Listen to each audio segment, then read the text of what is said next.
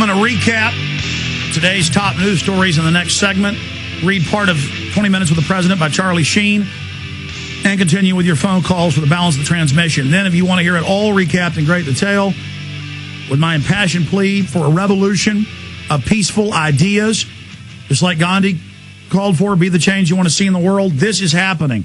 And we should all use Charlie Sheen's courage as an example of how we all need to live when it comes to standing up and challenging the establishment and challenging big lies. People would have stood up to Hitler and Lenin and Stalin and Mao earlier. Those horrors wouldn't have happened.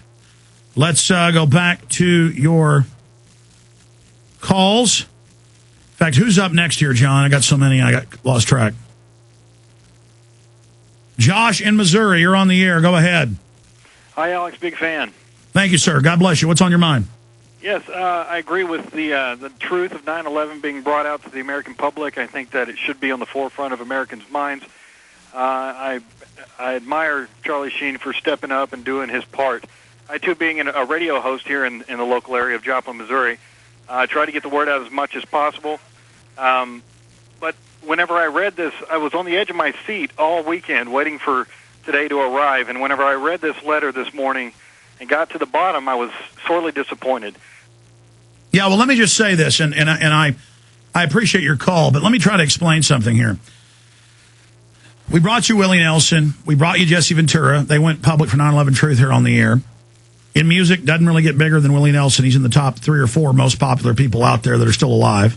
Right up there at Bob Dylan level, Mick Jagger level, Johnny Cash level, but Johnny's not here. We brought you Charlie Sheen, and people poo-pooed that when it happened. I told you in the video yesterday that that was the start, okay? The letter is written so that the media will pick it up, and so that it isn't just a boring 20 points, that it's about the meeting he wants to have with the president. And Charlie was showing his knowledge of how the president would respond in his propaganda. And it brought up the torture and everything else. And so, if you got a better idea of how to get media attention and how to cause a massive awakening, please tell me. The letter is only the start. It's Charlie's idea. I think it's a great idea. The letter is only the start. Then there's the radio interviews and the video. And I told everybody in the piece, the video piece from yesterday that I played earlier, that there are going to be multiple things. There's more surprises. This is just the beginning. And it's kind of like, anticlimactic, where people are like, want more. Charlie Sheen is coming out saying he wants to meet with the president. That's the big issue here. Have you seen the story? Charlie Sheen requests meeting with Obama over 911 cover-up. Actor demands an investigation be reopened after majority of 9/11 commission members say government lied about official story.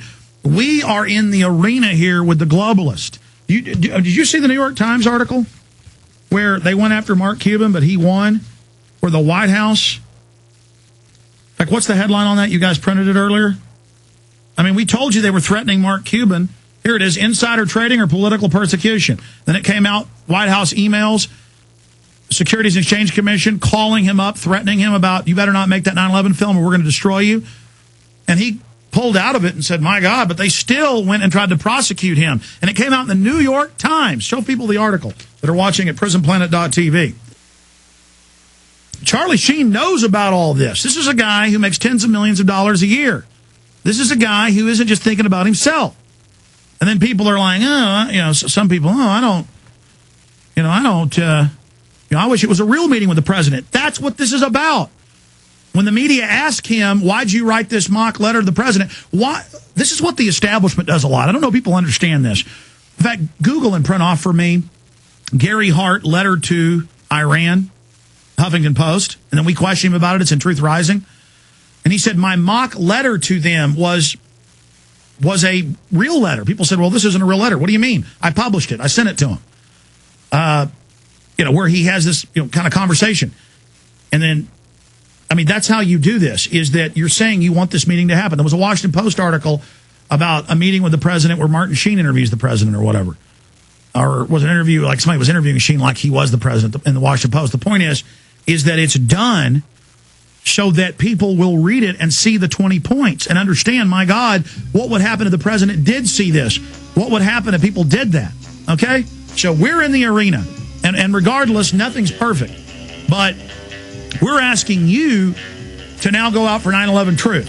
Okay, that's the big issue. That's what we're talking about. That's what we're discussing here. That's what we're covering here. And Charlie and I busted our butt putting this letter together. Charlie did 90% of the work on that. Okay?